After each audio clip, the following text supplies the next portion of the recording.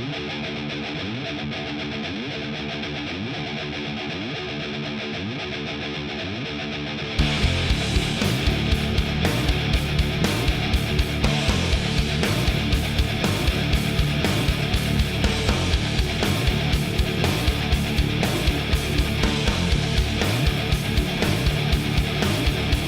and gentlemen, welcome to the podcast where we give one last karate in the memory of the question mark. It is Lost in the Midcard.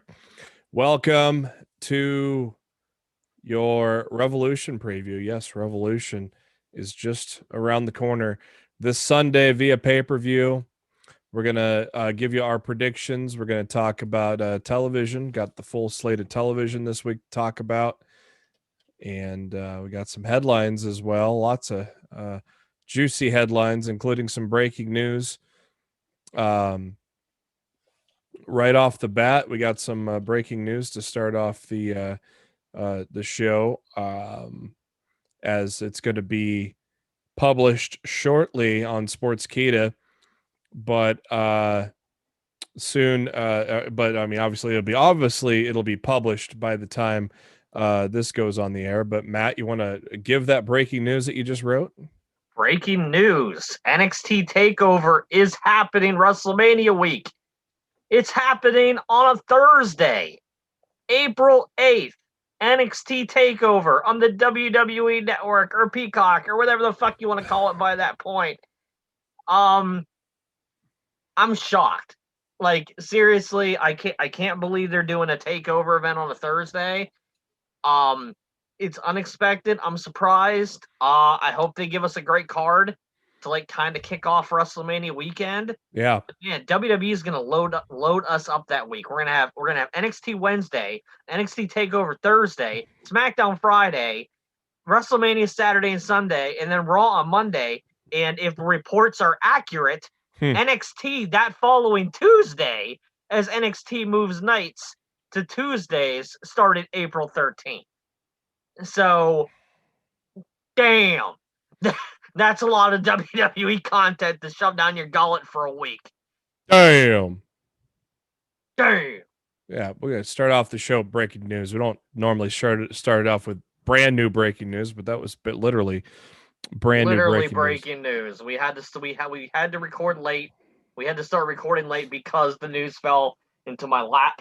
And I had to get it written up and ready for the website. So, yeah, by the time this audio goes live, you're all gonna, you're already gonna see it on there, and probably all the other websites online are gonna steal it and aggregate it for themselves. Which, hey, that's cool.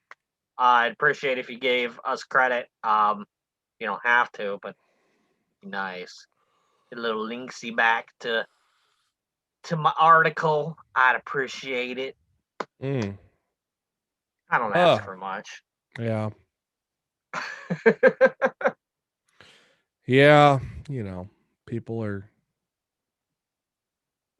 people. You ain't wrong. And thank you to SpiderDuck.net for being our host, enabling us to be on iTunes, Spotify, any of your favorite podcasting apps. Just search for Lost in the Midcard. Hit that subscribe button. That way you know every time a new episode comes your way, typically on Wednesdays. And we also have the video version of the podcast on the YouTube. You can go to facebook.com/Lost on the Midcard or Twitter at LITMC podcast and find the video version of Lost in the Midcard there. Make sure you give us a subscribe on the YouTube. Give us a little thumbs up. Hit that bell icon so you know when new episode drops on the YouTube. Give some comments. Talk to us on the YouTube there. Let me talk to you, dummy. And you can follow us on the Twitter as well. I am your host, Jeremy Bennett. You can follow me at JB Huskers. As always, my co-host, he is on the Twitter at Raw F Showtime. Mr. Matt Black. Matt, how you doing? I'm doing well, my friend. It was a productive day. Lots of wrestling news out there to write about and report on. It hasn't been bad. I can't complain. Yeah, it's WrestleMania. I could, but I won't. God, I've been freaking tired all day. Yeah, I didn't sleep great last night, but I like all things considered, at this point at 11 o'clock Eastern, as we record this son of a bitch, I feel pretty good. I slept right after work from like 6:30 to 11. So quite a while, and then I did fall back asleep at like 1:30 until I got up for work at 8:30. So I got a little bit of sleep. So now I don't know, maybe I'm just trying to readjust or something, but damn. Yeah, dude, when you mess with the sleeping schedules, everything goes out of whack. Yeah. Like you're trying to catch up on your sleep, but at the same time you're fucking up your patterns. Yeah. And yeah, it just becomes like you get a little bit fucked up, if you will, baby. Yeah, I was beat after work on Monday and yeah, the article's live. We're live, pal. Cool. Well, we won't be live until Wednesday afternoon, so Impact that happened here Tuesday night, right before we record. Kick things off with the triple threat to crown a number one contender for the X Division title. Ace Austin, Black Taurus, and Chris Bay. As always, does not disappoint when it comes to the X Division. And thanks to the chicanery of Madman Fulton, Ace Austin gets the win. And so Ace Austin will face TJP at what the hell is coming up next? Impact. I'm not used to the Impact names. What is coming up next? Is it Sacrifice? Yes, it is. I think it's Sacrifice. Sacrifice on March 13th, so a week from Saturday. Ace Austin against TJP.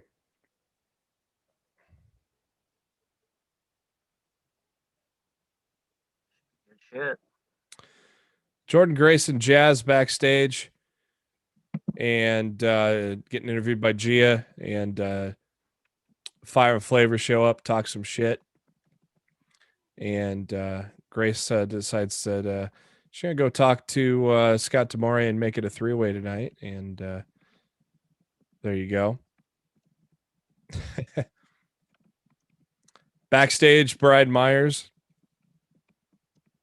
runs into Matt Cardona. All of a sudden, they're best friends now, right, Matt? Well, he was trying. I give him an A for effort. I love that.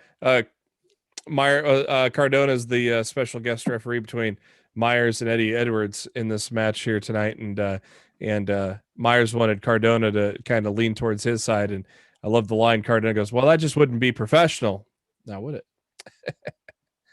Good stuff, pal. Good stuff. Tennille Dashwood took on Havoc and got the win. After the match, Caleb with a K was talking some shit and filming Havoc while she was down. So Nevaeh came out and beat the shit out of Caleb with a K. Kind of show that Nevaeh is still siding with Havoc for the time being. I wonder if they split them up though, Matt. I wonder. I don't think so. I don't want them to, but I just wonder. I don't want them to because they need tag teams to kind of be solid and don't do the WWE thing and just throw teams together, just have some solid teams. Sami Callihan shows up to Trey Miguel's wrestling school in Toledo, Ohio. He beat up some students and then confronted his trainer. And poor guy's got a cane, and Sammy was about to smash his head in when another student by the name of Sam Beal comes in, and Sammy backs off and actually wants to get Sam to join Sammy, and Sam says he's going to listen. So maybe an ace in the hole for Sami Callihan in his feud with Trey Miguel. Who knows? Swingers Palace Daddy TJP was betting on what Ace Austin would say and was making a lot of money off of Johnny Swinger. Impact Plus flashback Sting against Rob Van Dam. Diener gets the shit beat out of him by Joe Doering because he lost his match to Jake something last week. We got our paid AEW ad for the I thought this was a very good step in the right direction. I feel like they took all the critiques of last week to heart. Yeah. And I feel like this was a very good step in the right direction to unite the fan bases instead of tearing them apart. Yeah. I thought this was very, very well done. And tip of the hat to Tony Khan and Tony Schiavone and Impact and everybody else who took a step back and realized we need to change how these are coming across. And I thought they did a really good job with that tonight. So I definitely wanted to give them their props on that. Now it's us against them being WWE. Without saying WWE. Without saying. And without using WWE footage in your BTE. Oh boy. I still never finished it because I forgot to finish it. Yeah, they re-uploaded it, and I was right. The WWE footage is gone. Literally was in the middle of watching BTE last night, and it disappeared. I tried to, or it just stopped playing as I watch it on Roku on my big TVs, what I usually watch YouTube on. And I go back into it. Video is private. Oh, okay. Eight-man tag, Good Brothers and Finn Juice take on Triple XL and Reno Scum. And the Good Brothers and Finn Juice get the win there. But after the match, Finn Juice a little upset that they almost lost the match because of the Good Brothers. And in the end, basically are challenging the Good Brothers to tag team match sacrifice for those titles. That should be a damn good match, Matt. Yeah, I think that will be very good. I was kind of floating in and out of consciousness at this point, but next up, Brian Myers and Eddie Edwards with Cardona as the referee, and basically Myers trying to cheat almost all the way, and called for the DQ once he realized that Myers had a loaded elbow. And it's not professional, is it, Matt? Not very. Deonna Purrazzo admits to attacking ODB. That led to our main event, triple threat match. Deonna Purrazzo, Jordan Grace, and Kiera Hogan. And what'd you think of the main event, Matt? Oh, I thought it was solid. I thought it was a good main event. I didn't, I think we're pretty obvious. We're heading to ODB versus Deonna at Sacrifice. Yeah. Impact officially announced that on the Twitter. Did they? After the event, after Impact went off the air. So yes, that's definitely the direction that they're going. Yep, seemed pretty obvious. AEW Dynamite this week. Kick things off with Jon Moxley against Ryan Nemeth. That didn't last too long. After the match, Mox doing a promo, talking about the exploded barbed wire death match and all that fun stuff. He goes, well, he doesn't know if it'll all come to an end after this match at Revolution, but if so, it's a hell of a way to go out. Which is basically telling you he's going to take some time off after this match because baby. I would think so. I don't really know the timeline of Renee's pregnancy, but I mean this would be the match. Yeah.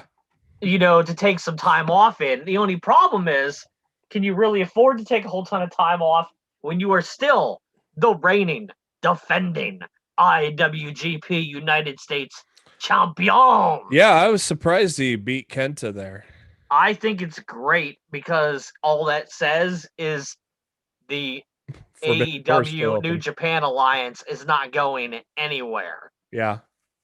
So, I was actually kind of thrilled that Moxley retained because that said to me, we're in this for the long haul. We're not doing this, for just a couple weeks to try to, to pop a rating or something. So That's good shit. yeah, it is good shit. It is good shit, John. Thanks for letting us know.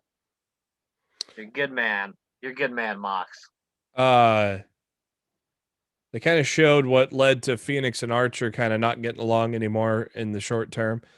They replayed Cage giving Sting a powerbomb last week. Team Taz taking on the Young Bucks arriving with Mama and Papa Buck. More on that later. Team Taz took on the Varsity Blondes. Good little match there. 10-minute match. Gave them a little time. I like that. Definitely like the Varsity Blondes. I think eventually they'll be able to put things together down the line.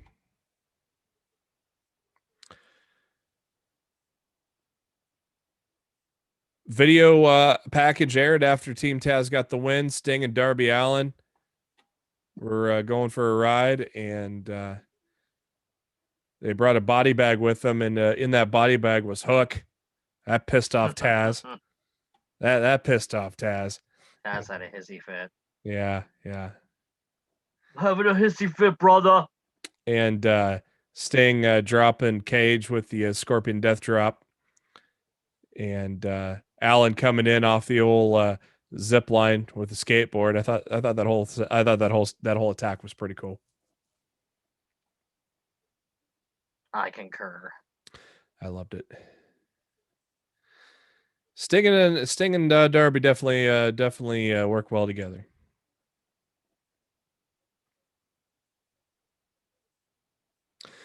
Interview with Miro and Kip Sabian and Penelope Ford. Not much to this. I don't know. I'm just not feeling this whole thing much. Need to do more with Miro, I think. Well, I think this is going to end it. Yeah. I think this ends this story and is going to allow him to move on. So, like, I don't have a problem with that. Like, I hear that they wanted to do more to like wrap it up at these last two set of tapings, but Miro got stuck, down south.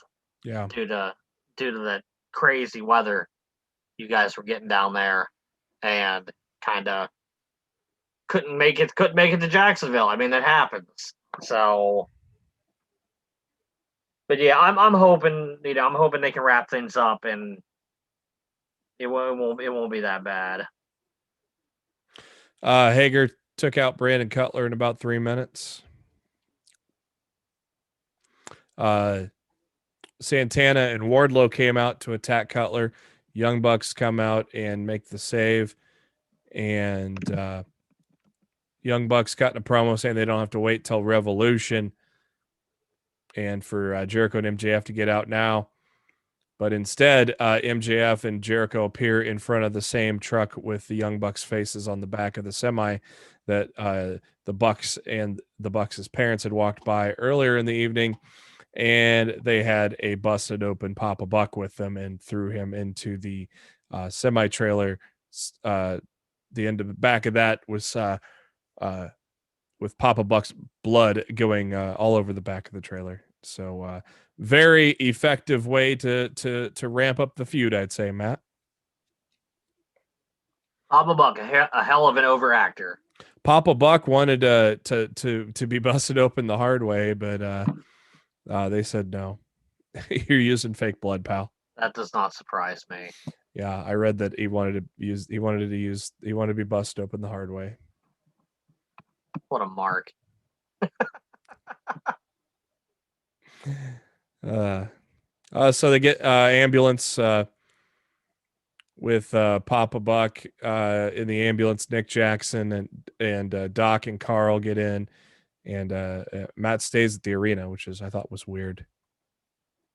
I guess he's got to run a business, I guess, or something. I don't know. You'd think he'd get in there with them, but I don't know. I know nothing. Isaiah Cassidy and Hangman had a hell of a 15-minute match. Hangman fucks. Hangman in a very weird AEW changing the card up for tomorrow. I found to be very, very weird. What now? They changed the 10-man tag that was supposed to be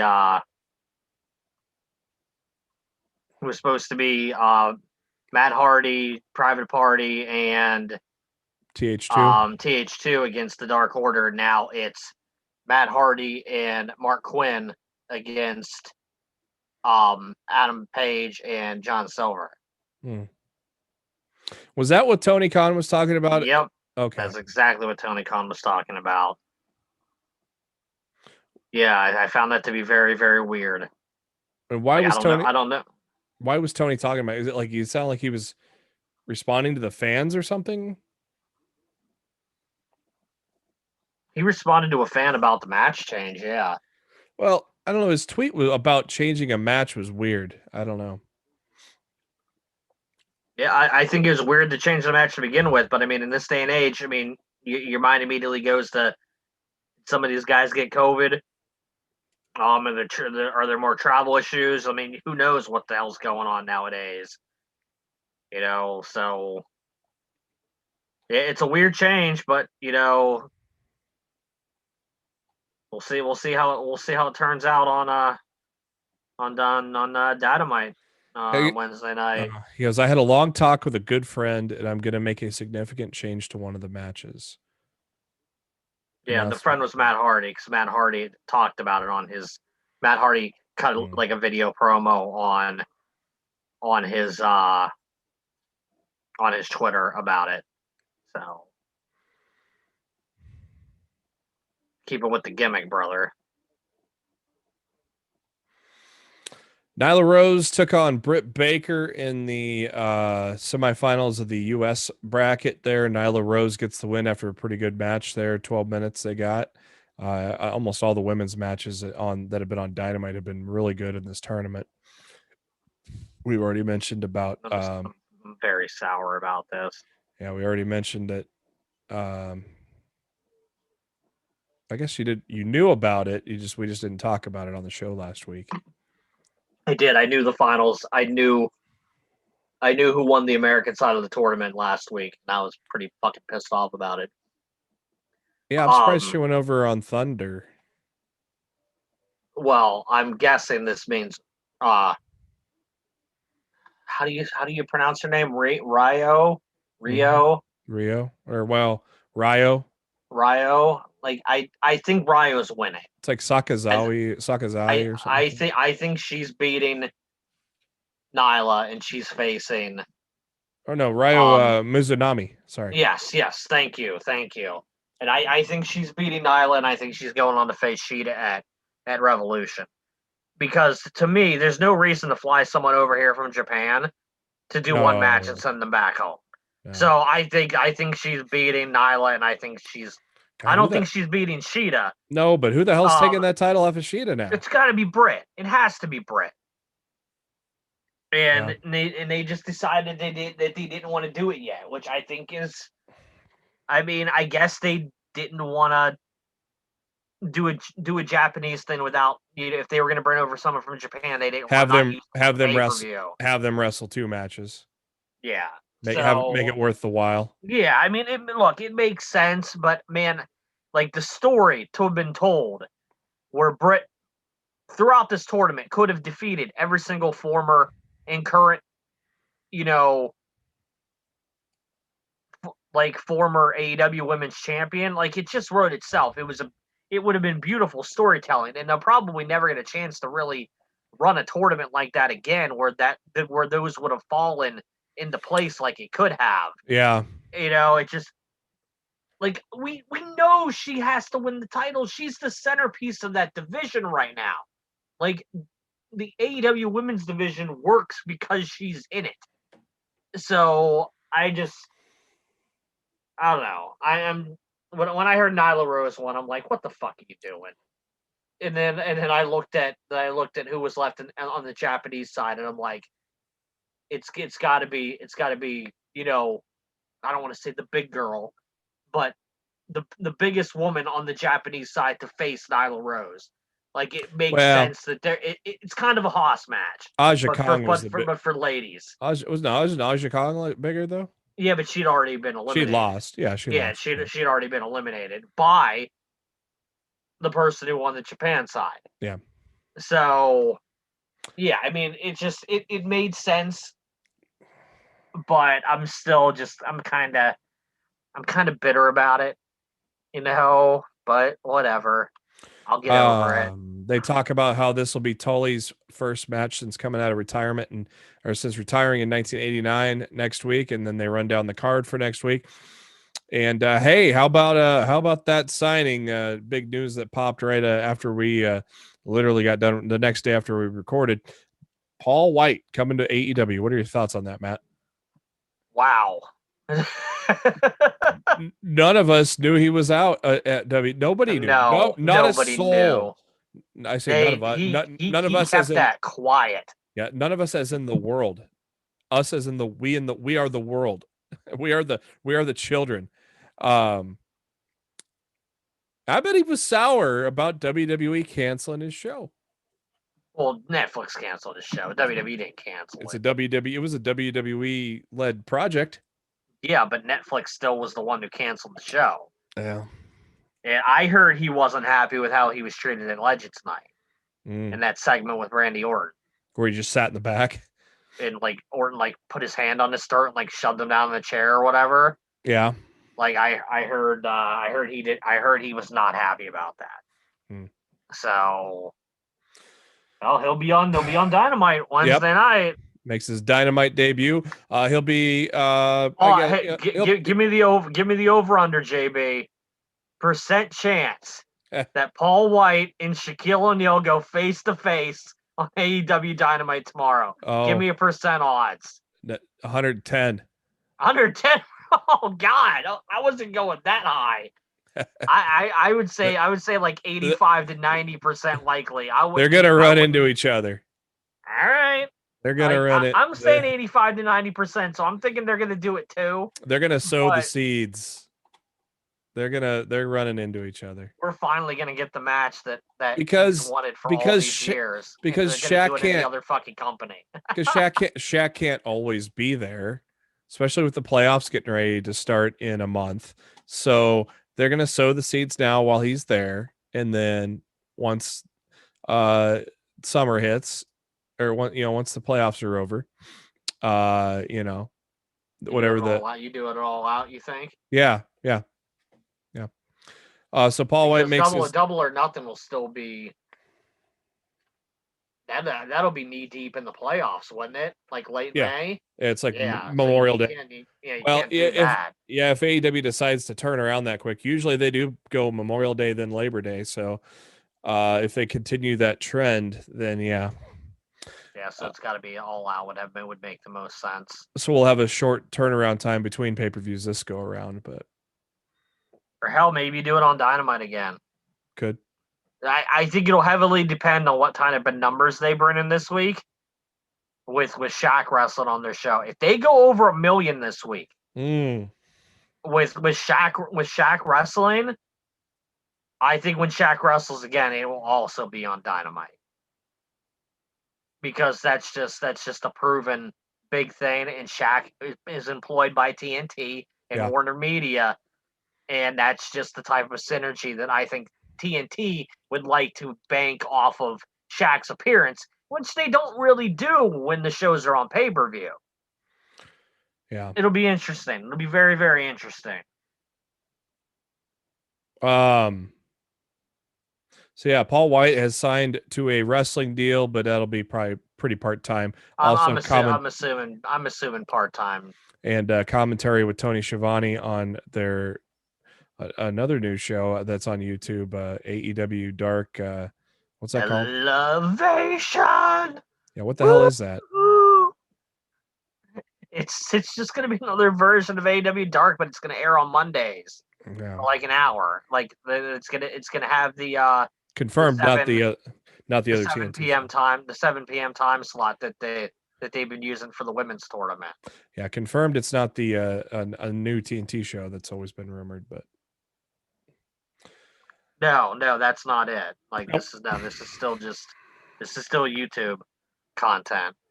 But the one thing I'm hoping for this is I'm hoping that this will allow Dark on Tuesdays to become a shorter show. Do ya? I do, because I think AEW Dark on Tuesdays right now is just too long for me to fit in to the rest of my wrestling content for a week. It's like 2.5 hours. Because sometimes it could be 2 to 3 hours in length. So if they can split the Dark times up on Monday and Tuesday, I feel like I'll be able to actually catch all the AEW content I want to watch, because it's being given to me in more smaller digestible doses. Because due to my job, it's really hard to watch Dark due to the time and due to the length of the program. I don't write anything about Dark. We have somebody at the site that writes the dark stuff. So the dark stuff. Yeah, the dark. They write about the dark stuff. So it's just like I don't get to to watch it, because I can't, like, it's not. Oh my god. That type of dark stuff. No, that's not what I meant. It's dark content. That's some dark content though. Yeah, good lord.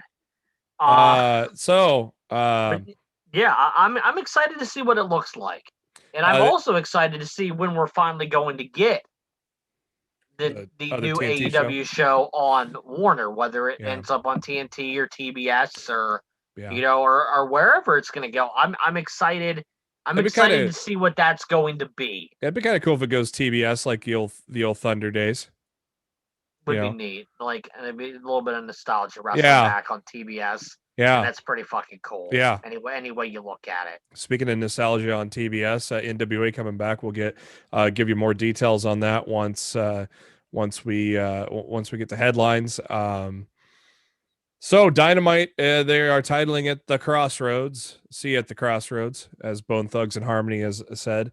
FTR and Tully Blanchard take on Jurassic Express. 6-man tag. Jericho and MJF press conference. Paul Wight makes his Dynamite debut. Just an appearance, no match. Shaquille O'Neal and Jake Cargill against Cody Rhodes and Red Velvet. Speaking of that match, Matt, we have not seen hardly any Red Velvet in this feud. I don't know if maybe she's part of that trouble. I'm assuming she's been working Dark. I don't know, because I haven't been watching. Or she was part of the travel issues. That could also be it. Because I thought that would explain things. It's been weird that we have seen hardly any of her in this whole thing. Matt said, well, actually, no, this has changed. So that's not any, that Dark Order thing is no longer a thing. But there will be a tag match though with, you said Mark Quinn, who will return. He's been gone because of the weather. Yeah. Mark Quinn and Matt Hardy taking on Hangman and Johnny Hungy. Dark Order's 10, Mr. Cocaine himself takes on Max Caster. Winner gets to go to the Face of the Revolution match.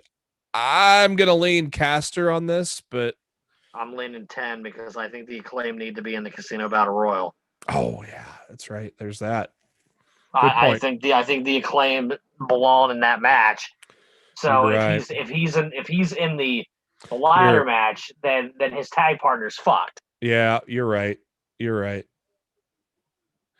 Plus, you have it pays to be one of -1's favorite wrestlers, doesn't it? Yeah, because we haven't hardly seen much of 10 lately. I was just like, how the fuck's this guy getting this match? And I'm like, oh yeah, he's one of -1's favorite wrestlers. Oh, he does cocaine. Stop it. I love that. What's your number? Actually, that's not my number. It just spells out cocaine. Terrible.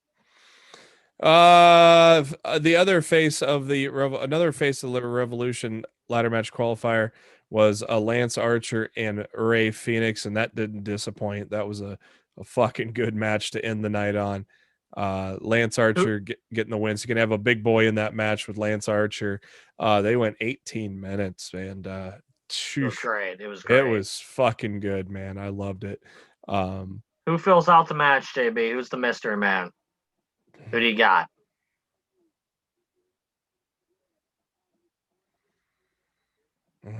Who's that guy we were talking about? You were talking about last week? You had a guy? Huh? We were talking because I was saying Spears maybe. You said you had a guy. You were thinking of a guy on the show last week. Who was that guy you were thinking of? The mystery man. Oh, I don't know who I was thinking last week, but I mean, I know who I always think for these mystery slots, and it never is. I want it to be CM Punk. The Pepsi man.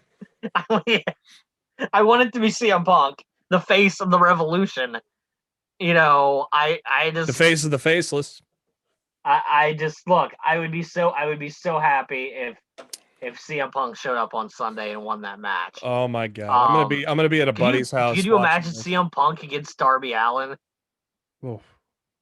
Darby's one of the people that Punk mentioned on Twitter by name that he would like to work with. God AEW. Damn it! Stop it! Stop it! I know. I'm hyping people up for no reason. I'm setting myself up for disappointment. You know, because the last time I got myself really hyped up for a debut, it ended up being Matt Sydal. So, which is not bad in its own right. I don't want to do that to myself again. Man, I'm going to be at a buddy's house watching this pay-per-view with about 6 to 8 other people. Man, that they're going to be a noise complaint in that apartment complex if it's CM Punk. Oh my God. Dude, and you know Tony Khan would get called a personality too. Oh yeah, like he's already shown a pattern that he doesn't mind paying for licensed music for his talent. So if CM Punk ever comes into AEW, he's going to have cult of personality, and that's just fucking cool as shit. And I wonder if Daniel Bryan comes in, if they'll get him the final countdown. Ooh. Like he had a Ring of Honor. That would be fucking dope. Do you think he ever leaves though, or does he stay as a producer? I would like him to leave, but I think they would really have to piss him off to make him leave. Because he's getting like his guys over now. Yeah, like I feel like he's happy in his position right now of, you know, raising up the talents that he feels deserves the spotlight. Yeah, because I think as long as he feels like his voice is being heard by Vince and the creative team, that he'll stick around. But if they start to shun his ideas and his deal's up soon, I can see him going like, you know, fuck y'all, I'm out of here. You know, because look, let's put it this way. Nobody ever thought Big Show would leave WWE. No. I thought that man was a WWE lifer. Like, I literally thought we'd be seeing him on WWE Legend shows 10 years from now. You know, just, you know, walking him out and, you know, hitting the choke slam on somebody or, you know, whatever. I never thought I would see the day where someone like Big Show was a part of AEW. Big Show going to AEW literally says anybody's fair game now. Anybody's fair game. And anybody could make the jump. If Big Show would do it, anybody could do it. So I don't want to roll anybody out now. So Daniel Bryan in AEW, hey, it could happen.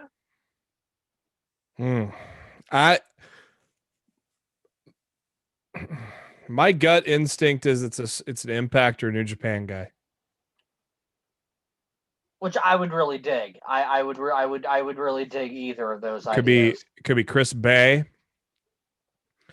It could be. I don't know. I haven't really been following New Japan hardly at all lately. So, well, you would have to limit it to people that are inside the United States. Yeah. I don't think they're gonna. I mean, well, I guess they could have flown over when the woman flew over. When the woman who won the Japanese side, I keep forgetting her name. I feel awful. Did you say her name again? Rio. Is it? So it is Rio. Or Rio, not Riho. Rio. No, I'm not saying Rio. I'm saying Rio. RYO.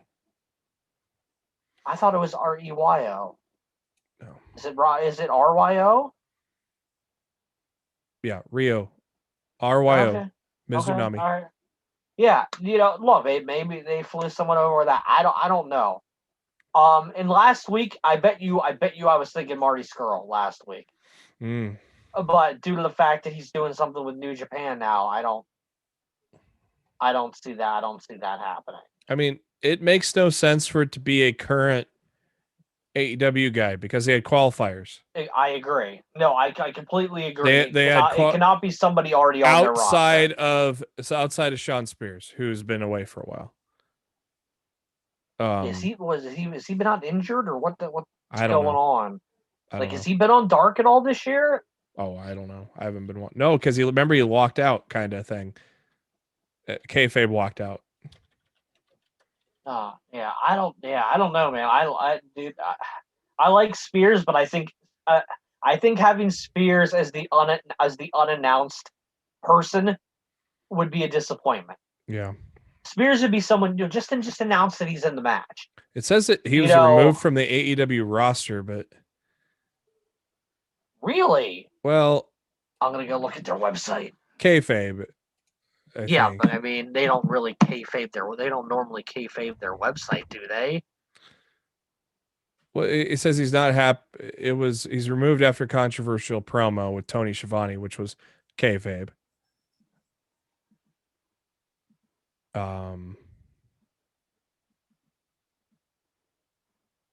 Yeah, he's no longer on the website. Interesting. Yeah. I wonder if it's a worker. I wonder if his deal ran out. Yeah, I don't know. Very, very interesting. I figured it was a work just because of the. When did this happen? I don't even know. Right before Christmas. Even Paul Wight's on the damn roster now. He was on stage for Brody Lee's 10-bell salute. It's a work. He might be hurt. Or they're working something up for him. Yeah, I guess working it to the point where they took him off the damn website. Yeah, I figured that website thing was a work because they did the interview with Schiavone, and then they took him off after. Yeah, for some reason I just don't remember the interview. Was it on Dynamite? It was right before it was Holiday Bash. When we did the interview, December 23rd. Yeah, and Sean Spears recommended Eric Rowan to Tony Khan. Mm-hmm. It was Spears' idea to bring Rowan in for that spot on the Brody Lee show. So yeah, there's no way. Like, unless his deal ran out, there's no way he's gone. The overtime? No, he's not gone. Yeah, like I said, he was on the stage for Brody Lee's 10-bell salute. I've never heard of this site, but the Overtimers predicting it's Spears. The Overtime? I haven't heard of them either. They're talking. I just think it's an article on who they think the mystery guy is going to be.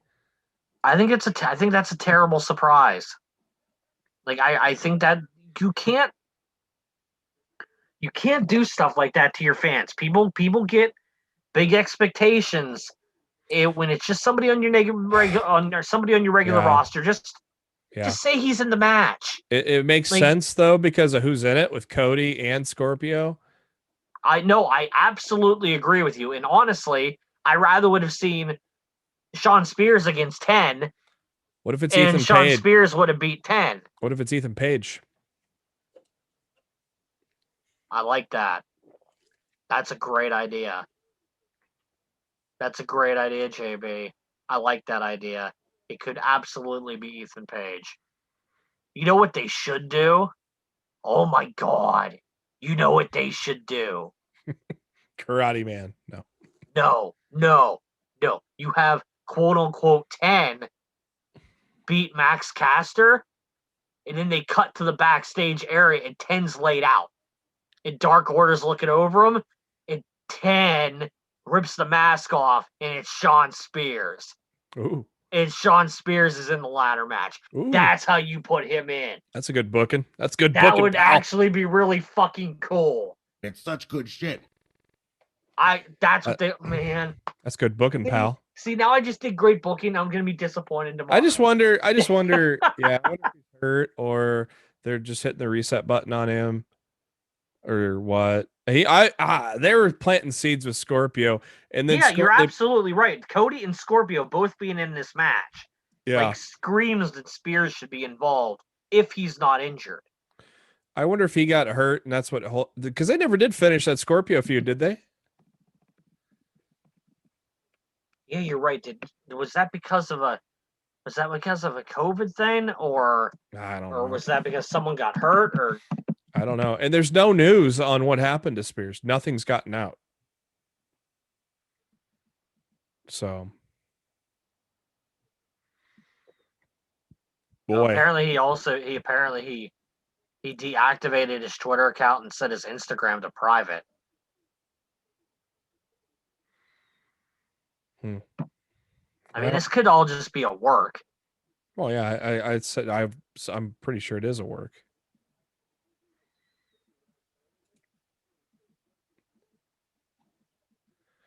Pretty sure it's a work. NXT this week kicked off with Gargano and Loomis. Dexter Loomis gets the win after about 12 minutes with the silence submission. William Regal looking for Santos Escobar, making sure he doesn't duck Karrion Kross once again. They show a vignette of MSK talking about how winning the Dusty Cup, what that meant to them. Pretty good little vignette there. And then they show MSK about to get interviewed, but the grizzled young veterans lay them out.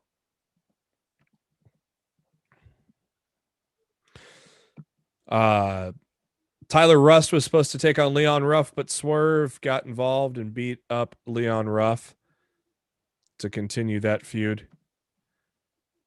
They were going to interview Zoe Stark ahead of her match with Io Shirai, and then somebody in the truck fucked up. Poor Zoe. Cameron Grimes. He's laughing at a Ted DiBiase video, and so he thinks he can get people to sucker them in the old basketball trick. But it didn't quite work as well for him, did it, Matt? I will admit this was an entertaining stretch of vignettes. I loved it. Promoted on I knew this was going to be a little bit of tribute to Ted DiBiase. I knew this was going to be good, man. I thought this was going to be great. And eventually Ted's showing up. You know it. I think so. I think so too. I think it's too good not to do that. Yep. Io Shirai, Zoe Stark. I thought again, Zoe Stark looked impressive, didn't she, Matt? I think she's got a hell of a future. Yeah. In NXT, I'm not really sure why they have her, wrestling the NXT Women's Champion in her second week in the company. Well, like I said, I figured they'd have Tony cause a DQ and not give her a loss. But at the same time, I mean, she's new. She can take losses every once in a while. She's not going to get pushed to the top right away. So I guess that's fine in that remark. I thought it would have been better booking to have Tony just cause the DQ, though. Yeah. Because she came out afterwards. I mean, so. Yeah, what can you do? So we are going to get Tony and Io soon. Yeah, I think it's a couple weeks, I think, or next week. Next week now. It's a week from tomorrow. Okay, so they're doing that, and they're doing the MSK match next week too. Mm-hmm. So they got a good card next week. The Way got interviewed by Mackenzie Mitchell, and Johnny Gargano complained about how Theory didn't hit Loomis with the chair, and then we find out that Indy Hartwell has a crush on Loomis too.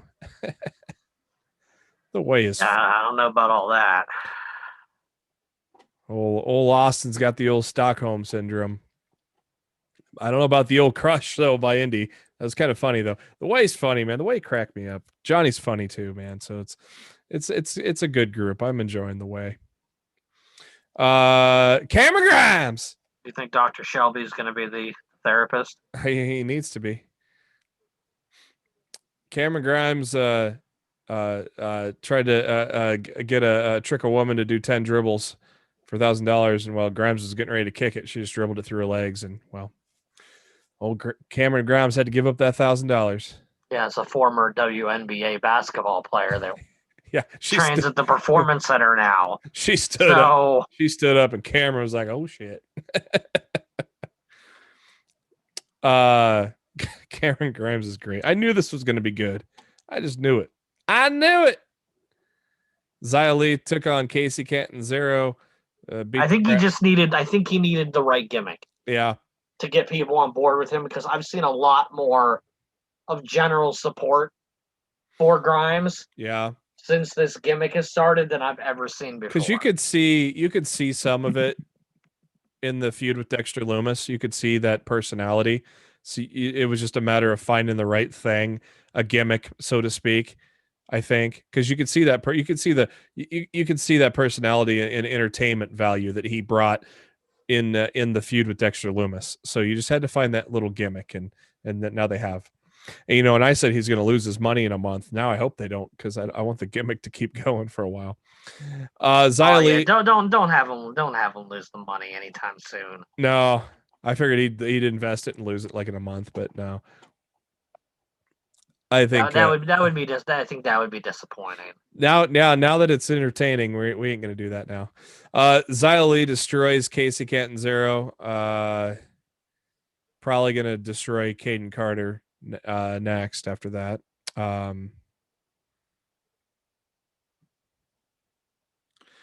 Cameron Grimes goes up to a random guy and tries to do the Ted DiBiase thing, and and guy goes, "You mean the Ted DiBiase thing?" And Grimes just got mad and punched him in the face. Punched him in the face, and he threw the money and left. I was like, "Well,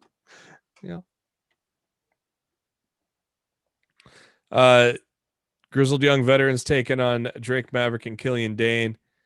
A little 10-minute match there. Good match with the Grizzled Young Veterans looking like they're going to probably feud with MSK. I don't know if they rode off MSK for a couple weeks or not with that attack. I think they did it just because they just wanted to delay the match for some unknown fucking reason. Yeah. Which NXT has been really big on delaying matches lately. Let's book something for this week and then not have it happen the following week. It's like they're doing that a lot this year, and it's really fucking weird. It's like they did that chair attack where they like stomped on the arm. I think it was, I don't know which one of the MSK guys was. I think it might have been Nash, that his arm was in the chair. And so it's like maybe broke his arm, write him off for a few weeks. I don't know if that's going to be the case or not. Well, it's my understanding that that's going to happen. That match is scheduled for next week. MSK and Grizzled Young Veterans? Yeah, the same week as the Tony match. Okay. That was my understanding anyway. That match or the tag title match? The tag title match. Oh. Well, Grizzled Young MSK against Birch and Lorcan. Birch and Lorcan. Yeah. Because that was supposed to be tomorrow. Yeah. With the women's one, and then they did that stupid story to delay it. So after the match, Killian Dane carrying Drake Maverick to the trainer's room, and Imperium walks by, and Alexander Wolf wondering what happened to Dane. So that's a little. I'm gonna be very sad they break this team up already. Yeah, I'm gonna be very sad. I wonder if of course, a little history, because there's a couple of guys that were in Sanity. I don't know what this leads to. I don't know if this leads to a feud with Imperium or Dane joins Imperium, which would be interesting. I don't really know. I don't know. No DQ match, Karrion Kross and Santos Escobar. This was pretty fucking good, wasn't it? These guys beat the dog shit out of each other. I loved it. Certainly say so. I loved it. I thought it was really good. Main event went about 16 minutes long there with Karrion Kross getting the win. A lot of it was started out on the outside, then they brought it into the CWC. We got a promo from L.A. Knight. Dummy. Yeah. Yeah. Says he'll debut on his own time and on his own terms. Could be next week. Could be the week after that. Could be 3 months. But that's just a fact of life. When do you think he debuts? Next week? Yeah, I'm not sure. They might hold up his debut for Takeover for all we know. Yeah. Or should I say, yeah.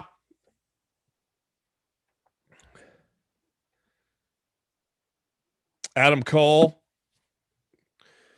Trying to say how he's so sick to his stomach and what he did to Kyle O'Reilly, while we all scream at the TV, bullshit.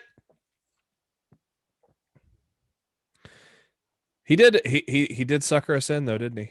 You know, he suckered in Roddy and then gave him the old you know, the old low blow. I thought it was a good ending though, with Cole and Roddy and Finn. What'd you think on that ending? I don't know. I don't like the whole breakup, man. Yeah. Well, but I mean, shit. What else could you do with these guys at this point? I still think, like, I think the breakup of this group has fucked the rest of that group over for the main roster. Like, Yeah. I feel like the only way they would have succeeded was together. And if they're not going to be together, then, you know, I think they fucked them. I think they're fucked. I said this right away when Cole turned. I go, I have a feeling that they'll reunite by the time we get crowds again. Much like the New Day breaking up.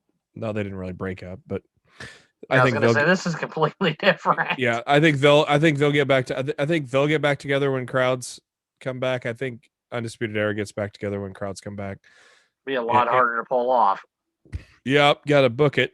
Which, yeah. Good luck on that. Knowing WWE, they'll just have them put them to debut together. You know. Speaking of factions, how about that? What Big E said on WWE 24, he said that he was almost in the Shield. That would have probably meant no New Day though. New Day probably would have never happened if he debuted in the Shield. Yeah.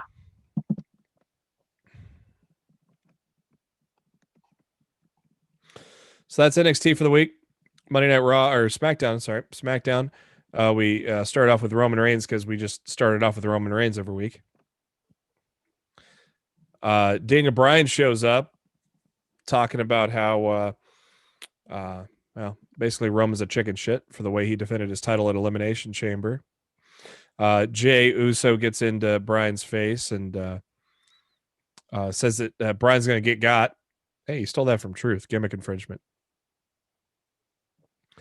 And that led to Jey sucker punching Bryan and tossing him over the barricade. That'll set up some stuff for later. So there's a possibility of Daniel Bryan getting a title shot at Fastlane. That didn't make Edge happy. Edge says they need to talk. And doesn't like that Bryan may possibly jump the line at Fastlane if he beats Jey Uso in the main event of SmackDown tonight. I thought this made Edge look so fucking stupid. Yeah? I didn't like this at all. I didn't understand Why the fuck should Edge care? He chose to challenge for the WWE Universal Championship. He did not choose who his opponent was. You pick what title you're challenging for. So your spot at WrestleMania is guaranteed no matter what happens between then and now. Yeah. So like the fact that Edge was being whiny about it, I didn't like it at all. I thought it made him come across looking rather dumb. Yeah. Ray and Dominic Mysterio take on Chad Gable and Otis as they continue to push Otis as a heel. Gable and Otis get the win there. Paula Cruz comes out. I thought he cut a pretty decent promo, kind of giving a little backstory about where he's from, who his father was, and why he did what he did to Big E. So I thought it was an overall really good promo. Really good to build why he did what he did. And so, I kind of liked that they finally kind of gave a little bit of the keys to Cruz finally after so long of not really giving him a chance. And I think this is finally kind of telling us that they're giving Apollo a kind of a push. And I'm going to guess Daniel Bryan's behind that too, Matt. I would certainly think so. He took on Shinsuke Nakamura in a quick little 5-minute match, which Apollo did win. No surprise considering he's the getting the moment, has the momentum and such with being a newly pushed heel, I'd say. Tamina took on Liv Morgan, and Tamina getting the win there. It looks like they're establishing Tamina and Natalya maybe as a tag team competitor. I don't know. I don't know what they have against pushing the Riot Squad or pushing Mandy Rose and Dana Brooke, but hey, here we are. But Bianca Belair made her WrestleMania decision. This went on, I think, a little too long. Way too long. Because we all knew she was going to choose from the very beginning. Yeah, I don't know why we needed Reginald in this. Oh, God. I mean, Reginald's doing a good job for what he's doing, but he's supposed to be with Carmella. We don't need him in every segment, though. I mean, for fuck's sake, with us saying we don't. Doesn't make any fucking sense. King Corbin and Sami Zayn backstage. King Corbin annoyed by Sami Zayn's documentary crew that'll foreshadow later on when they have a tag match against Street Profits. And that didn't turn out well because basically the crew got in the way of Corbin, causing the loss, and Street Profits getting the win. And I don't know, a little dissension between Corbin and Zayn. I wonder if they're maybe slowly turning Corbin face again. I don't know. I don't see that happening. But no, because he's a good heel. It'd be hard to do.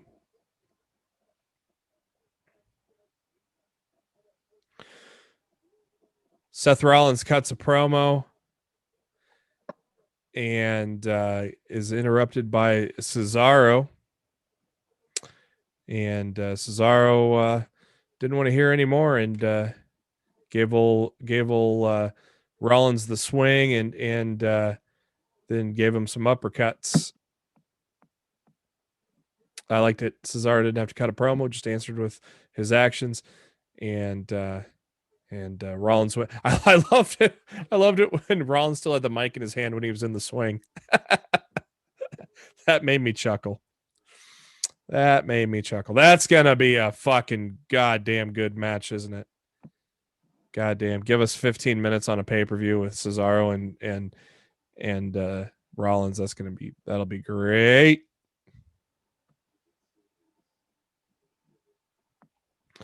Jey Uso, Daniel Bryan. Good match, as you should expect from those two. Ends in a double count out. So, what now, Matt?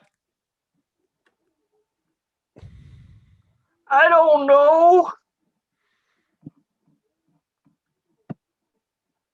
You tell me. Steel cage match next week, Daniel Bryan and Jey Uso. Which Daniel Bryan will win, and then we'll get our Fastlane match. Which Daniel Bryan will not win. Yeah, I don't. Unless they wanted to do Roman Reigns versus Goldberg. Hey, I'm all for Edge and Bryan, man. Look, I'm just saying, like, if they want to do Edge, if they want to do Goldberg and Roman has to drop the title. Don't get my hopes up. Dog.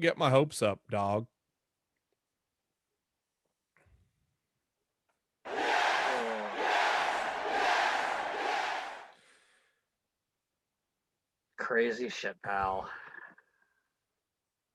Drew McIntyre kicks off Monday Night Raw, so that just fucked up my plans of him surprise attacking, causing a DQ. I was so happy when he said he wasn't going to interfere in the match. Yeah. And I was like, thank God, being a babyface is actually acting like a babyface. Right. Imagine fucking that. Right. Miz and Morrison, hey ho ho, come out and they try to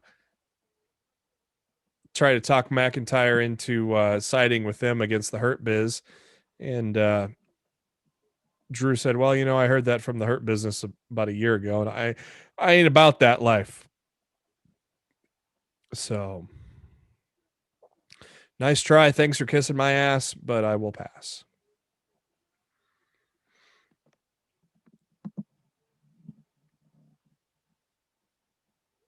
Sheamus comes out, and god damn, Sheamus and Drew McIntyre had a good match, didn't they? Man, I loved it. These guys went 23 minutes.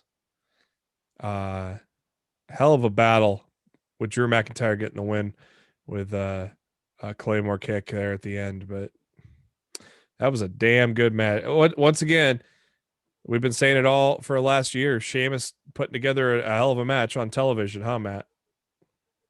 I thought this match was fantastic. They tore the house down. Oof. That was great.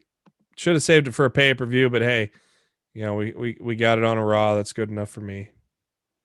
A little stare down at the end of the match. I thought maybe they were going to let bygones be bygones, but they didn't really do anything, show us anything more than that. And we got our old Miz and Lashley clock, because WWE likes to have countdown clocks now all of a sudden.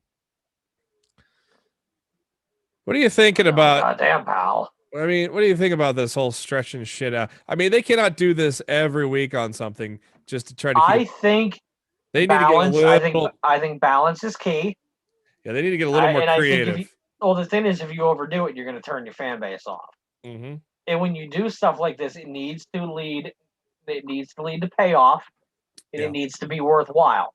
When you do two bait and switches on the same night, you lost a good portion of your audience in hour 3 last night because people got pissed off after the second bait and switch. Yep. You have to be careful. It still was a strong. It was still a strong hour 3. It was their strongest hour 3 in since Legends Night. So but they still lost a good chunk of viewers that I don't think they would have lost. Yeah, they didn't lose had they done it properly. Yeah, they didn't lose as much as they usually do. Let's just put it at that. I don't know. I would agree with that, but I think they would have lost even less had they not tried to be cute about with what they did. For some reason, they just completely jobbed out Naomi to Nia Jax. Another vignette of... I'm so tired of seeing Nia Jax beat people. I was really hoping that was going to turn her into a comedy character and we wouldn't have to put up with her shit anymore. Right. And it happened for like a week and a half. Yeah. And I was like, yes, my dream is finally coming true. And then all of a sudden, no, I'm gonna beat Sasha Banks. I'm gonna beat Asuka. I'm gonna beat Naomi. No, beat up John Cena.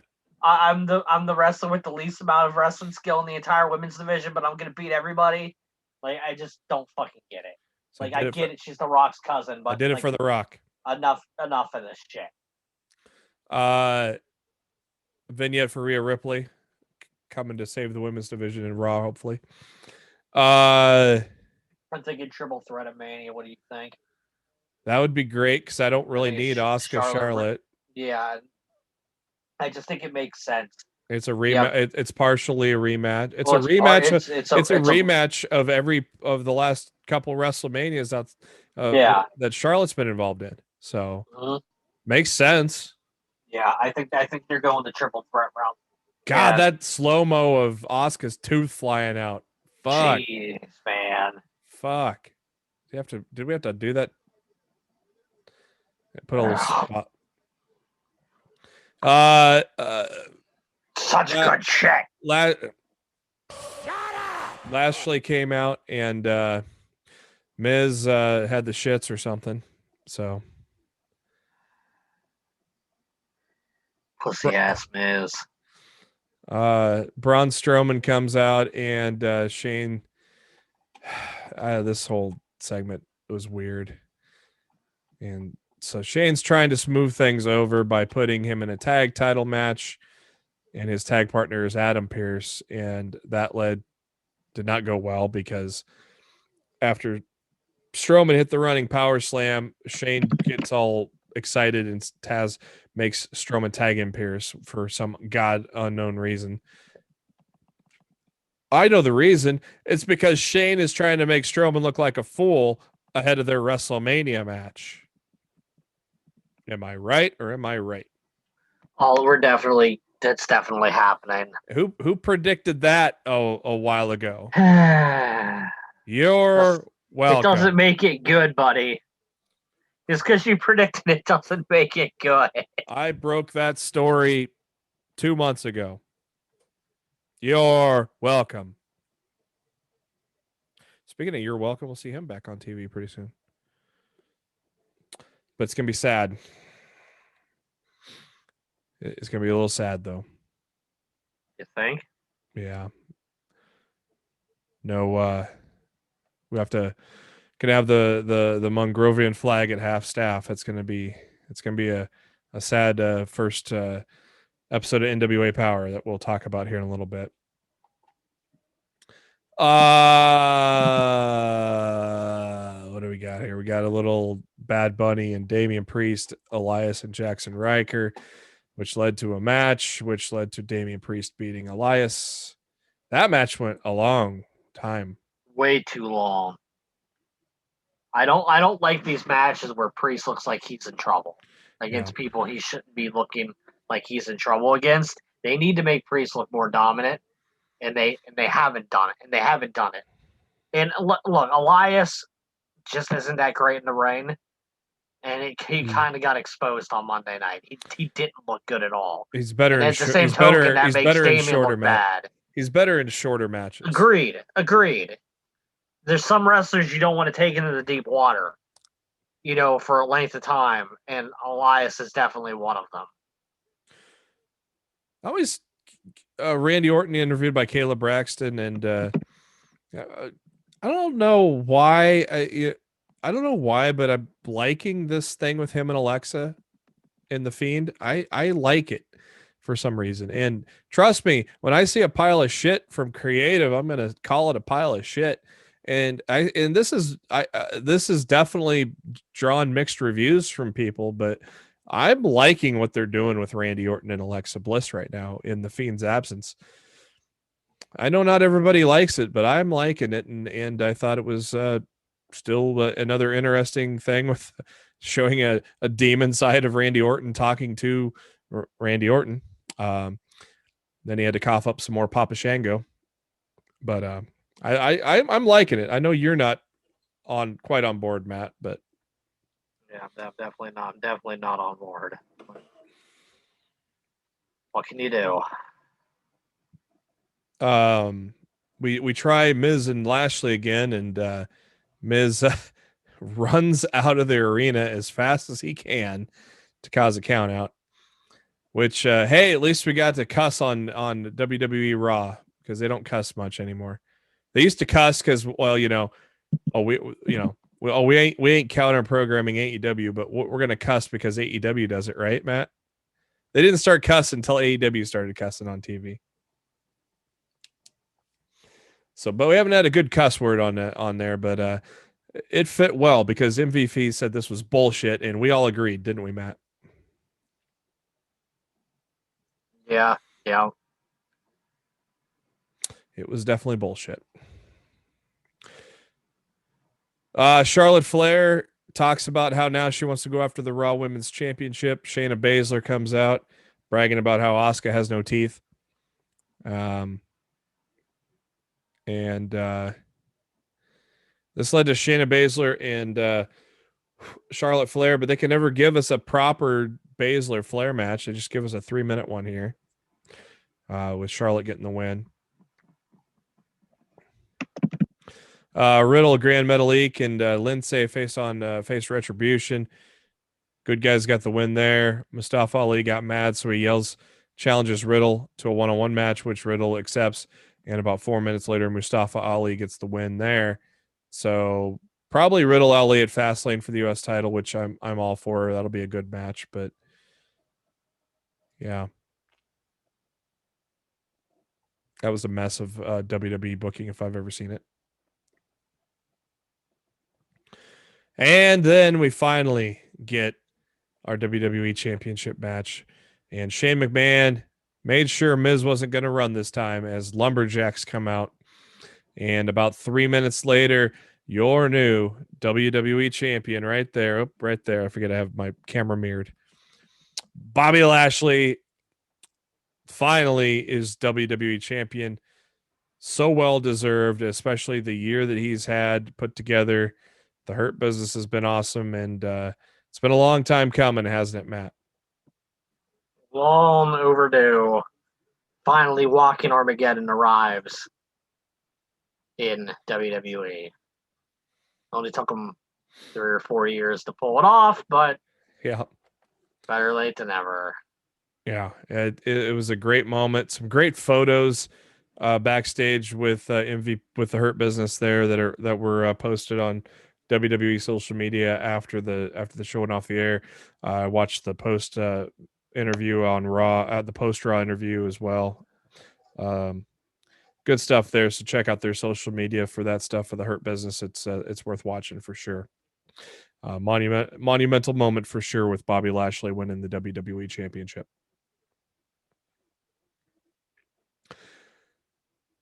Talk some ratings, Impact on Access.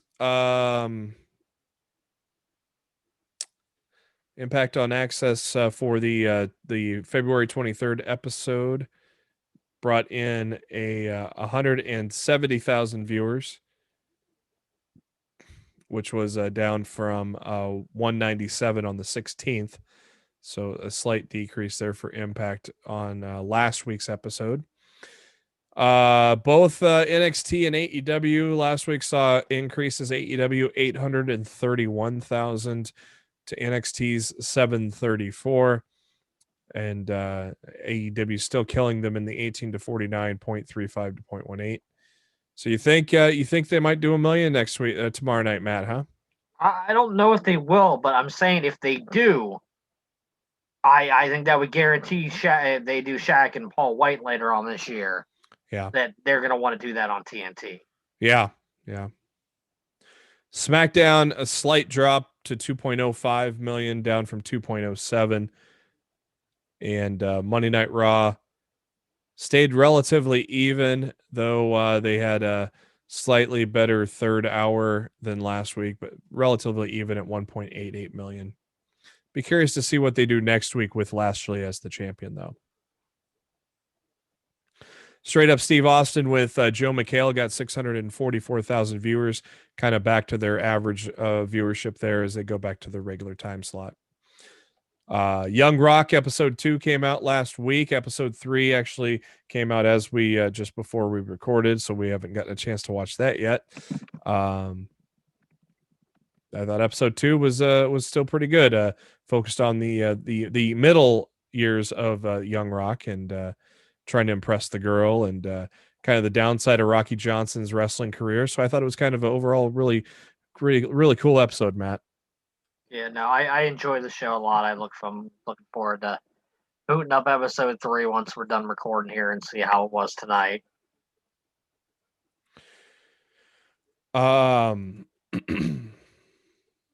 Let's see here. Moving on.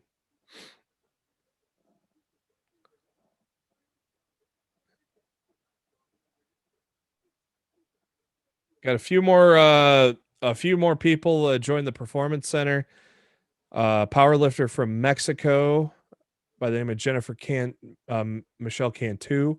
She tried out originally in 2019.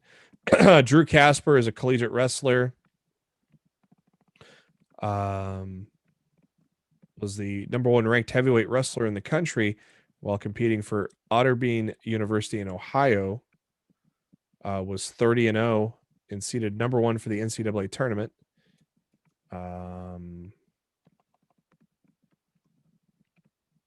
He is the younger brother of WWE recruit Jacob Casper, who reported to the Performance Center of October of last year. Avery Taylor worked for Evolve Shine, among other promotions, appeared in the NXT TV Women's Battle Royale in September of last year, trained by Matt Sydal and Jay Lethal. Episode 2 for Young Rock audience dropped a little bit. Obviously, you're not going to get the same audience as you do on a premiere, but still 3.5 million strong numbers for episode 2. I'm sure NBC is not too sad about 3.5 million. I certainly wouldn't think so. Sad news reported on the early morning of February 25th. Joseph Hudson, that was known in the NWA as both Josephus and, of course, the ever popular Question Mark, passed away. It was announced by Billy Corrigan. Passed away following a medical episode. Dutch Mantel believes that it may have been a stroke or an aneurysm. So some sad news to report ahead of some news that NWA is going to be returning. I will get to that news a little later. But Matt, it was a guy we enjoyed, especially as the Question Mark. He definitely put a smile on our face, didn't he? Indeed. New Japan Pro Wrestling has announced that Takahashi has vacated the IWGP Junior Heavyweight title as he has unfortunately come down with a left pectoral tear. So he will not be in the surprise entrant in the ladder match at Revolution. You think?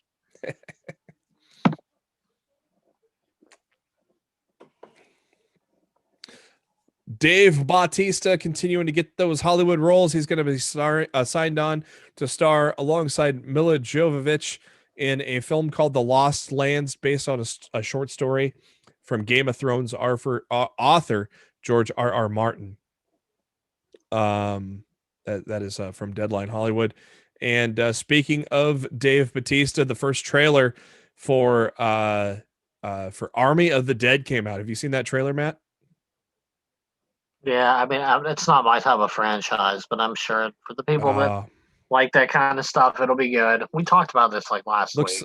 No, we didn't. No, well, no, the trailer. Not on the show. We talked. Yeah. You DM'd me the trailer, and I was just like, man. Yeah, the show. Yeah, the show hadn't recorded yet, or the show had already recorded last week. So, yeah, I like it. Looked good. So it'll be on Netflix. Debuts on May 21st. I think it looks pretty good.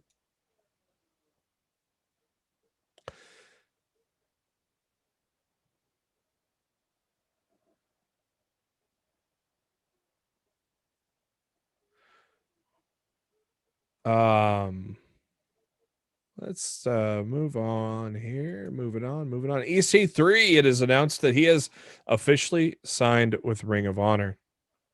I think he's going to sign for a while. Yeah, he was supposed to face Jay Briscoe at Final Battle, but then EC3 had tested for COVID, so that's probably why they had done that, postponed that.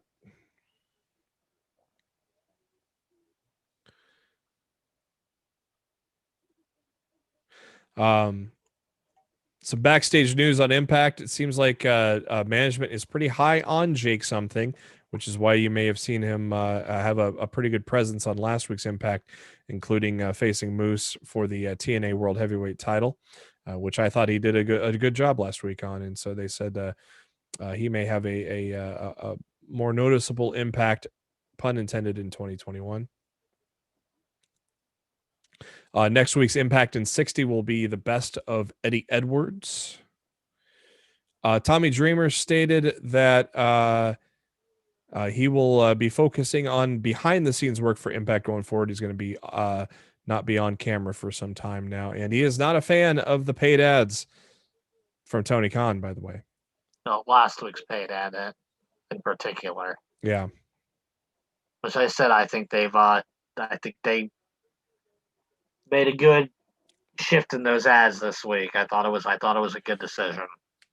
Mike Johnson of PW Insider is confirming that several major television outlets are in play for a television series for New Japan Pro Wrestling. There's been interest going back to early last year, but the recent Kenta angle on AEW TV, as well as the media response on the Roku channel, has upped the interest for potential homes for New Japan coming forward here. So we may get to see a lot more New Japan in maybe a familiar network, so to speak, coming down the line. I don't know much. I don't know how much more weekly wrestling content I can handle. Right? Oh boy. Triple H trying to stir the pot, get Conor McGregor to face Finn Balor. Yeah, hey, Connor's the one who replied. Yeah. Oliver Luck filing a new lawsuit against Vince McMahon, stating he's corrupt and deceitful. No way. I don't see it. Oliver Luck telling everybody what wrestling fans have known for decades now. No shit. Yeah, that XFL venture did not end well, did it?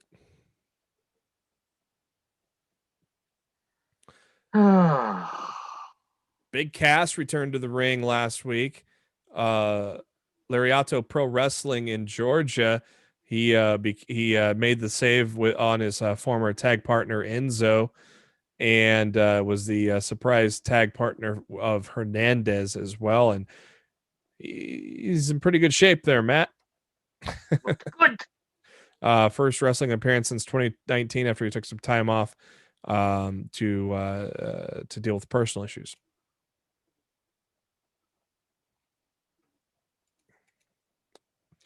Heath Miller underwent surgery yesterday, so hopefully speedy recovery, because he's got kids. Yeah, I hate this happened to him. I know. WWE has filed the trademark for Scottish Warrior. Don't know how they didn't already have that, but okay.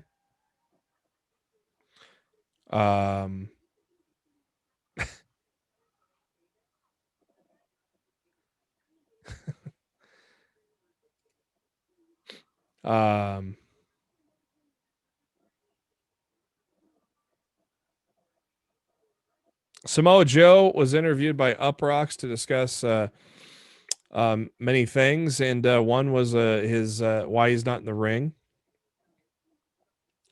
And he basically confirmed they're just taking the safest and best approach, and he appreciates what they're doing. And things have been delayed with the pandemic, getting evaluated and everything like that. And he's doing a hell of a job of what he's doing right now, Matt. So I guess there's not necessarily a rush to get him back into the ring, especially when it's something like this, right? Well, suppose not. But yeah, matter of time. You think Paige ever gets back in the ring? Yes. I think she made her Battlegrounds debut. I just can't. I can't count it out after everything that I've seen. Yeah. I've seen Brian come back, seen Edge come back. Yeah. I've seen Christian come back. I do think as modern medicine and doctors and all that shit improve. I do think we have not seen the last of Paige in a wrestling ring. Might not be for WWE. But I do think we see Paige wrestle at least one more time. AEW launched their first mobile app, AEW Casino Double or Nothing, and it is very meh. There's hardly any AEW on it. Man's putting it nicely.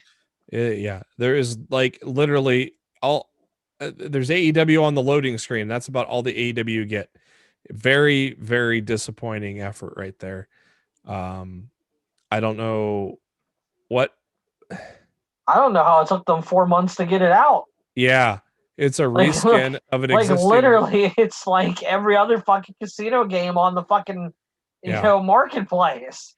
Like, what were you doing? I don't know what made them think that this was a good idea. There were so many cool things they could have done with It this. brings and they chose nothing. To do none of it. It brings nothing to the table. Absolutely nothing. Yeah, I think if I'm Tony Khan, I'm embarrassed to have my name on it. Yeah, terrible.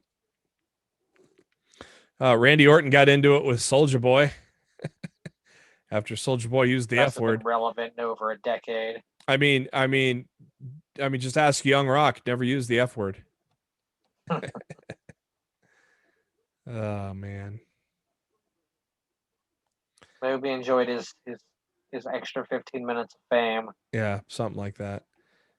Fight TV has announced that NWA is coming back with a pay-per-view and Powerrr. They're out of their fucking minds. The Powerrr pay-per-view back for the attack will be that is going to be on March 21st. And that is a Sunday, 4 p.m. Eastern. Yeah, it's the same day as Fastlane. Oh, that's why. And NWA Powerrr will resume Tuesdays at 6:05, starting March 23rd. You got to subscribe to watch it. Yeah, that's why I'm saying they're out of their damn minds. Yeah. They barely were getting a decent audience weekly on YouTube for free. Now they're going to expect people to pay for it? They're out of their damn minds. Yeah.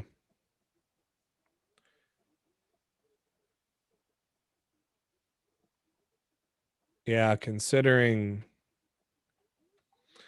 they haven't been around for a while as NWA. Yeah, I don't know. That just makes no sense. I think this is a really stupid call on their part.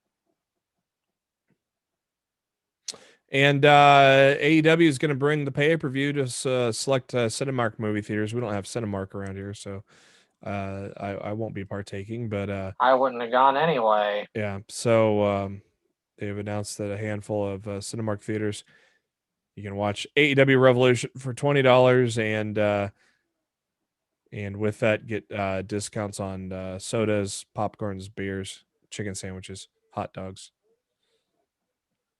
I can do all that at home.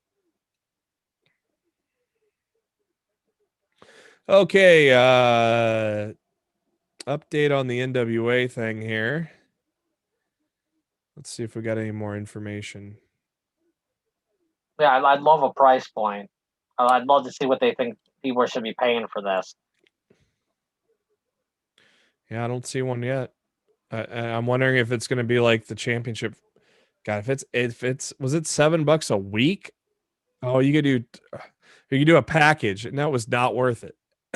I don't know. I can't see how many people have bought that, so I don't know why they think that's a good idea. Yeah, I think it's the beginning of the end for the NWA. I think they fucked themselves over here.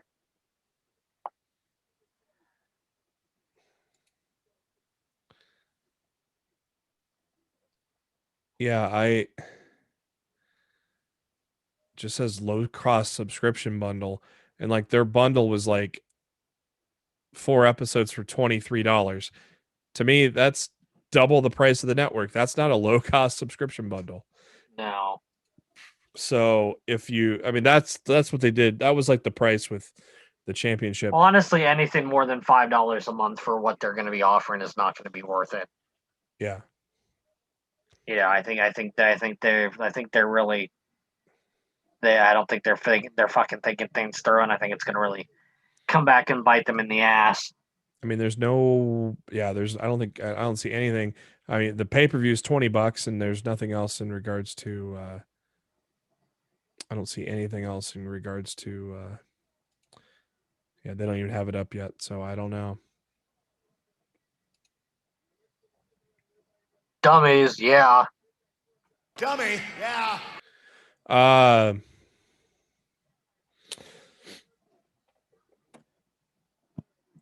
There's an FAQ page on Peacock talking about the WWE Network, and it says that Raw, SmackDown, and NXT will all keep the same on-demand window, with Raw and SmackDown having 30 days from the original airing. NXT will continue to be added the next day. So that's going to be no different than what was on the network. As for what WWE Network subscribers need to do for the transfer, it says starting in April, Peacock will be the exclusive streaming home of the WWE Network. Okay, I don't know. Yeah, they're really not giving a whole lot of information right now. No. We're still going to have to wait for more information. Yeah. All right, AEW Revolution coming at you this Sunday on pay-per-view. Let's check for some little breaking news. Casey Catanzaro has suffered a partial tear of her LCL. So it looks like she's going to be out of action for a while. Yeah, I would certainly say so. Bobby Lashley, a little more breaking news. Bobby Lashley commenting on his championship run. Sometimes you have to fight for things that are important to you. When I made my return to the WWE, I told myself I will be WWE champion one day, and I'm willing to fight for it. Nothing in life is certain, and sometimes you can't control the outcome of things, but there are a couple of things I could control. I could control the work I put in and the attitude while I'm doing it. My attitude has always been positive, and my drive has always been second to none. This night is easily one of the greatest nights of my life. I fucking did it. I can't put it into words what this title means to me. I'm still numb, yet filled with so much emotion right now. I have so many people I want to thank personally. For all of you who believed in me, thank you from the bottom of my heart. Hard work and persistence does pay off, but I'm not done yet. I was born for this. I am a warrior. I'm ready to stand and fight anyone who wants to come after this title. Now, ladies and gentlemen, it's time to get back on the grind so I can make this title run legendary. I am in the hurt business. I'm your new WWE champion. AEW Revolution, 8 matches on the card scheduled at this very moment. Card subject to change. Casino Tag Team Battle Royale. I like how they're putting the tag teams now into the old Casino Battle Royale. Bear Country, Dark Order with Alex Reynolds and John Silver. Dark Order with Evil Uno and Stu Grayson. Santana and Ortiz, Butcher Blade, Private Party, Top Flight, and to be announced, which we already may have speculated could be the Acclaimed if Max Caster loses to 10. Oh, man. And that, yeah, I keep thinking about that Sean Spears thing, attacking 10. That'd be fucking awesome, wouldn't it? That's too perfect. Yeah, that means they won't do it. I think that would be really cool. Who wins the Casino Tag Team Royale with cheese? Oh, boy. I think FTR win. I know they're not even in it yet, but I think they're going to be in. And I think they're going to win. You think they're the TBA? Oh, I think there's going to be a couple teams that haven't been, officially implemented. Yeah, I think there's probably going to be another 2 or 3 teams to be added. Yeah. And I think they're going to be one of them, and I think they're going to win. You're not going to have Revolution without FTR. Yeah. And I feel like they're primed to, get a rematch for their titles. So makes sense. Yeah, with what we're given, the only team that really stands out is maybe given the push to Reynolds and Silver for a few. I mean, this is a future tag team match. I mean, this is going to be on a Dynamite or something. So it could be a team like Reynolds and Silver, reward them for the work they've been doing. Yeah, it would be cool, but yeah, I mean, it also depends on who wins the match at Revolution, the tag team title match. Yeah. If Jericho and MJF win, yeah, I could see your thing with Silver and Reynolds or something like that. But if the Young Bucks win, I think FTR winning the Battle Royal would make sense. Yeah, it does make sense. And I don't think Jericho and MJF need the tag team titles. No. So I feel like the Bucks Well- should win that match. Well, let's just go to that. Young Bucks and Inner Circle. Yeah, I feel like the Bucks need to win. Yeah, I felt like, especially after what happened last week, the Bucks are going to win anyways. I think they're going to get their revenge on the Inner Circle for that attack on Papa Buck. So yeah, I'm pretty sure the Bucks are going to win that one. Miro and Kip Sabian against the Best Friends. I think Miro and Sabian have to win this match. Yeah, I mean, it really doesn't do anything for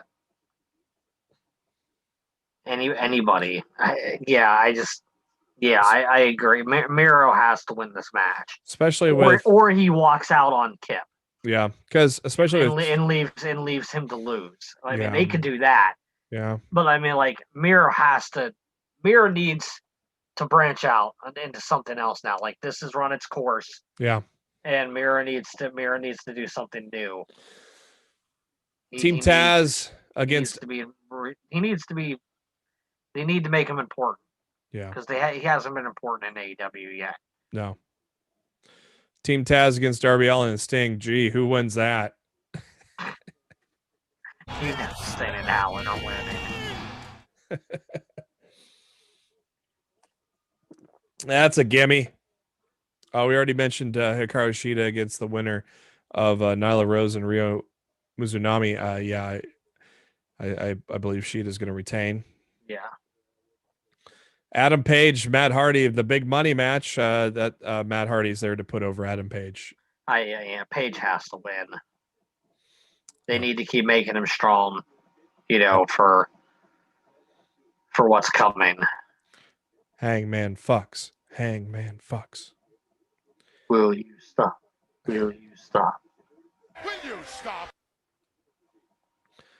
Face of the Revolution ladder match for a future TNT Championship match. Cody, Scorpio Sky, welcome back. Penta, Lance Archer, Cocaine Man 10, or Max Caster, and TBA.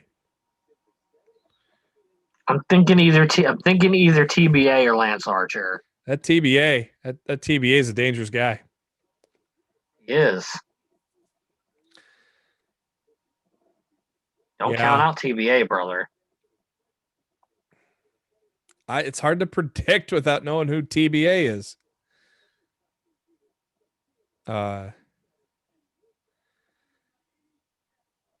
They could do Archer and Darby, and I would expect Darby to still win, but God, I'd love to see Scorpio and Darby, though. That'd be badass. I think TBA is going to be the winner. There's a reason why he's TBA.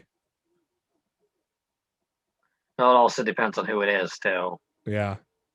I'm gonna say TBA or Lance Archer for now. Yeah, I'm gonna say TBA or Scorpio. And the main event, exploding barbed wire death match, extreme, boom, blood between Kenny Omega and Jon Moxley, and we all know who's winning that match. Kenny Omega. Yeah, I would be shocked if we got any other outcome. Yep. So there you go. There you have it. That's gonna be it for Lost in the Midcard. We will talk our thoughts on Revolution to kick off next Wednesday's show, and we fully expect it to be a kick-ass show as it always is. Thank you to SpiderDuck.net for being our host, enabling us to be on iTunes, Spotify, and any of your favorite podcasting apps. Search for Lost in the Midcard. Hit that subscribe button. That way you know every time a new episode comes your way. And we're also on the YouTube for the video version of the podcast. And you can get the links to that at facebook.com/Lost in the Midcard or on the Twitter at LITMC Podcast. Make sure to give us a thumbs up on the video, a little subscribe on the video, a little click on the bell on the video. Give us some comments. Let us know what you think. Matt's on the Twitter at Raw F Showtime. I'm on the Twitter at JB Huskers. And before we ride off into that sunset, look forward to a kick-ass pay-per-view Sunday. Matt, what's your final thoughts? Yeah, I mean, like it's already been a big week for wrestling, with the WWE title change on Raw Monday. We got a long week to go. You know, if you want to count Revolution on Sunday as part of the week, yeah, there's a lot of stuff to look forward to. Over the next several days, it should be really fun to watch. Yeah, very, very interested to see what kind of surprises may be in store for Sunday. Be interesting to see if we get a shock the world moment on an entrant into that ladder match, but we'll have to wait and see. But for Matt Black, this is Jeremy Bennett. Thank you for tuning into Lost in the Midcard. We'll catch you next week with our Revolution reaction.